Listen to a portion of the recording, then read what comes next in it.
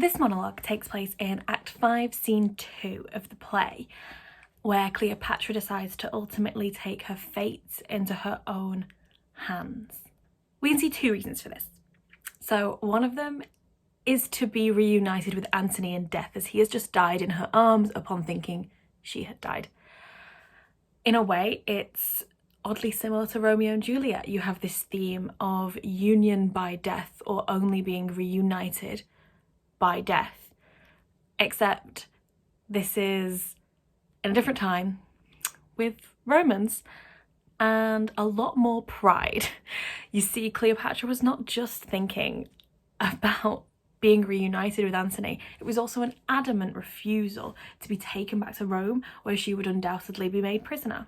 Caesar was set on exploiting her, so she ultimately mocks the limitations of his power by making a whole spectacle of her death, which we see in this monologue. And you know what? Cleopatra dresses for death. I'll explain. She performs in death, just as we see her performing all the way through. And I'm willing to die on the hill that if we knew her zodiac sign, which I don't, do you? If we knew her zodiac sign, she'd be a Leo.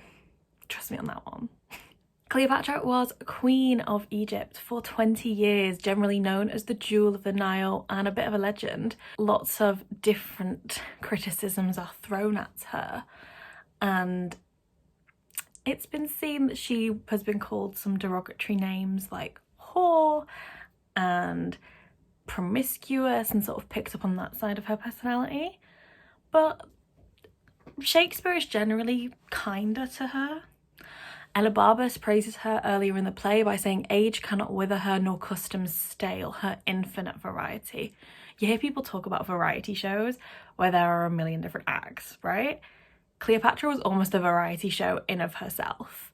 She was theatrical. She is at the forefront. She's a drama queen, to put it plain and simple. As Cleopatra prepares for death, she asks, "Give me my..." Well, no, actually, she does not ask, she orders. I will say that, she orders. "Give me my robe, put on my crown. I have immortal longings in me." It's unlikely that Shakespeare had been thinking about specific ancient Egyptian customs when he wrote this, but it was a tradition for rulers of Egypt, for queens, for pharaohs, to be placed in their tombs with items and pieces of clothing that they loved to take on into the afterlife. They would prepare food, everything. Christian beliefs of the afterlife would have led to the same definitions of immortal, though. There was still that general belief in an afterlife. So Cleopatra's immortal longings would definitely refer to a land beyond death. She clearly feels as though her robe and crown are necessary and needed. Like, death is not the final destination that is dark where no one will see her. She is like, I need to go in as a queen. I need to go into this next realm as a queen. It is not the end. She's determined to die as a queen and not as the formerly described Egyptian puppet, which is how Caesar would have represented her to Rome. Cleopatra says, "I am fire and air, my other elements I give to base a life." Fire and air are interesting choices. If you think about air in terms of wind and the havoc it can wreak, it is something that is chaotic. It is something that we can't catch and control in our hands.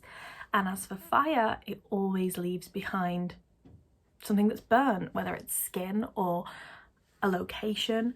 It always leaves its mark. Fire never leaves without making an impression, whether that's the smell, whether that is something that has been destroyed. Cleopatra would like to leave and make an impression on her own terms. If she is going to leave an impression, it is not going to be humiliation at the hands of Caesar. It is going to be, I am leaving as a queen on my own terms. She has always seen herself as something that clearly glows, burns bright, and some would argue that death is darkness, and so a light is extinguished. But what I can see here is that she's ready to become fire and air. There's a vengeance underneath her and a vengeance within her that is burning, and she believes that in death she will go forth and be fire. She will keep being a queen. It will not be the end. She will go and she will be reunited with Antony. And that's another thing that's ignited, is reignited their passion together. She talks about death like it is love. And these are two things that are usually an antithesis if you think about it, because it takes two people apart, rips them apart. However, Shakespeare often ties the two. She says, "Methinks I hear Antony call. I see him rouse himself to praise my noble act." Cleopatra speaks like Antony is calling for her, is beckoning her to come with him. Now her choices are Antony in death or Caesar in Rome, and to her the choice is pretty clear. She says, "Husband, I come, now to that name my courage proves my title." Antony may have married Octavia, but Cleopatra says that the courage she is showing in this act displays her devotion and proves her love. It proves her title not just as a queen, who is noble, who will do things on her own terms, but also in a sense as his wife. Something else that is notable about this scene and this monologue in particular is not just Cleopatra's death or Antony's death, but the deaths of her ladies in waiting.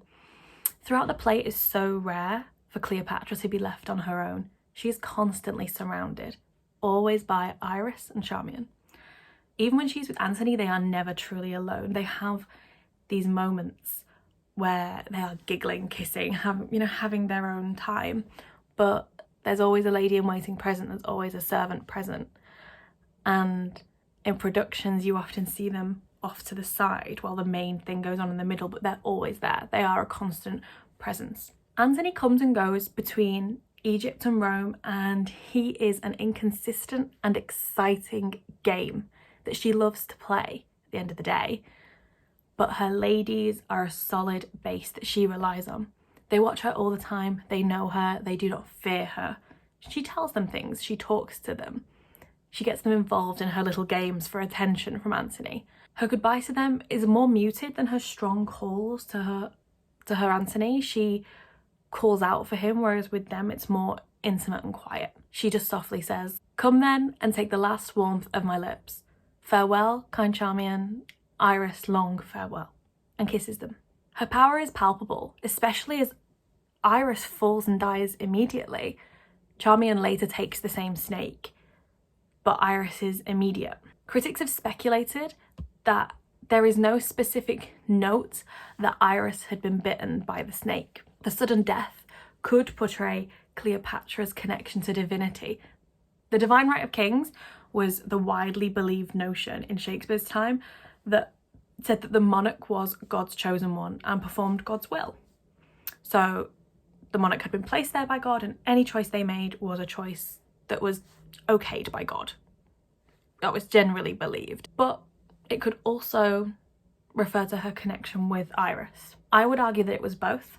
The queen's consciousness is dominated by her will to die. So death will act upon anything in her proximity. And at the end of the day, a kiss is definitely close proximity. Cleopatra says, "The stroke of death is as a lover's pinch, which hurts and is desired." Love is something that can cause so much pain, but it doesn't stop anyone from wanting it more. The pinch is seen as worth it. The sting it leaves is desired, it's wanted. People go into love every day knowing the pain it could end up causing them, but it's almost like the risk is worth taking. Cleopatra seeks out the pleasures of love, even in the arms of death, which is a pursuit that she never stops chasing through the play. And even here in her death is to continue to chase it. It's to chase her pride and to be the image of herself that she wants to be, and ultimately for love. The immortal union that Cleopatra craves is transparent, as the monologue has an almost drawn out tone of seduction. She uses words like lips and longings, but at the end of the day, she cannot seduce death to give her what she wants. She may have taken the fate of her life into her own hands, so in that sense she has the power, but death is its own creature, death is its own thing. We don't know exactly what it is, and we don't know what it does. In spite of what we might believe or what we might hope for, none of us know where death is going to take us, and that's the reality here, even though Cleopatra hopes it will take her to a place where she can live on as queen and beside Antony as her love. Give me my robe, put on my crown. I have immortal longings in me. Now no more the juice of Egypt's grape shall moist this lip.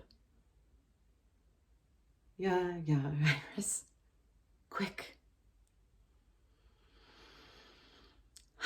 Methinks I hear Antony call. I see him rouse himself to praise my noble act. I hear him mock the luck of Caesar, which the gods give men to excuse their after wrath. Husband, I come. Now to that name my courage prove my title. I am fire and air.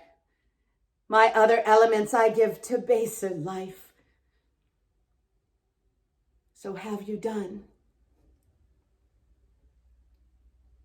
Come then, and take the last warmth of my lips. Farewell, kind Charmian, Iris, long farewell.